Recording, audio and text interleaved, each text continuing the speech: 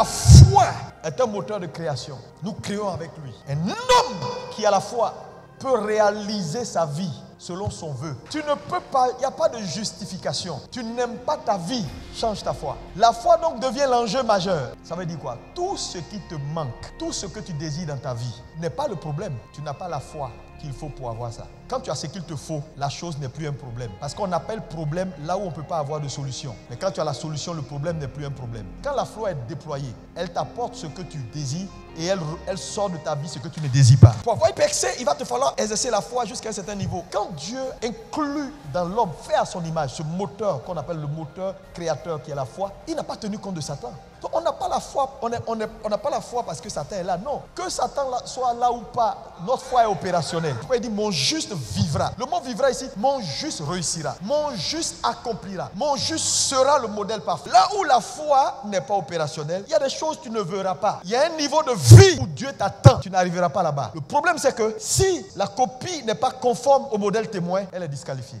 La vie que tu vis là, ça ne doit pas plaire à Dieu. Non, cette vie de fauché, débrouillard, tout le temps en train de te... C'est-à-dire, non, ça c'est pas la vie. Je te dis, la vie que tu as là n'est pas la vie que Dieu te destine. Beaucoup de gens n'ont pas l'impression que ce qu'ils sont aujourd'hui est le résultat de leur propre foi. Ils ne veulent même pas accepter ça. Non. Tu ne sais pas de quelle famille je viens. On s'en fout de ta famille. Tu ne sais pas les gens qui m'empêchent de travailler. On s'en fout de ça. Tu n'es pas le seul. David, on l'a empêché de travailler. On l'a empêché même d'arriver. Mais la Bible dit David a trouvé le chemin pour arriver. Tu ne peux pas, il n'y a pas de justification. Tu n'aimes pas ta vie, change ta foi. La foi donc devient l'enjeu majeur. Ça veut dire quoi? Tout ce qui te manque, tout ce que tu désires dans ta vie n'est pas le problème. Tu n'as pas la foi qu'il faut pour avoir ça. Quand tu as ce qu'il te faut, la chose n'est plus un problème. Parce qu'on appelle problème là où on ne peut pas avoir de solution. Mais quand tu as la solution, le problème n'est plus un problème. Donc ce que tu appelles mon problème, depuis je prie, Marie vient pas. Non. Tu n'as pas code, le mot de passe qu'il faut pour déclencher l'homme là et il va venir avec les yeux étourdis. Quand la foi est déployée, elle t'apporte ce que tu désires et elle sort de ta vie ce que tu ne désires pas. Il y a combien de gens ici? Si on regarde ton carnet d'adresse, tu ne devrais même pas être assis là où tu es. Les gens tu connais à Abidjan ici là. Et puis de toute façon tu souffles là. Non. Ça veut dire le salut ne vient pas du nord, du sud, de l'est, de l'ouest, mais vient de l'Éternel des armées. Aucun démon n'a le pouvoir d'arrêter ce que ta foi déploie, si ce n'est avec ta complicité. Quand la foi est déployée, il n'y a pas un démon qui peut arrêter ça, à moins que tu coopères. Si quelque chose que Dieu a déployé dans ta vie a été arrêté, tu as coopéré. À 100% tu as coopéré. Sinon, il n'y a pas moyen qu'un démon, il n'y a pas de démon qui peut arrêter. La foi est un mécanisme. Et tout ce qui est principe, on ne peut pas arrêter. Pour arrêter un principe, il faut établir un autre principe.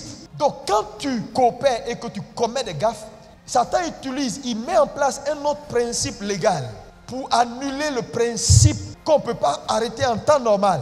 Si tu comprends ce que je te dis ce matin, tu vas vivre au-delà. C'est-à-dire tu vas constater que les gens font leur truc, ça fait retour à l'envoyeur. Ils lancent leurs flèches et puis tu entends eux-mêmes ils sont morts. Tu dis, qu'est-ce qui s'est passé? On dit, le gars est mort. Oh, tu vas aller dire Yako. Mais tu ne sais même pas que c'est toi qui l'as tué. Tu ne sais même pas que c'est toi. Dis Yako. Tu ne sais pas. Parce qu'il y a un bouclier autour de toi. Mais c'est ta foi qui peut établir ce bouclier-là de telle sorte que n'importe quoi on t'envoie. C'est comme une balle de pinball. Ça tape, et puis ça revient.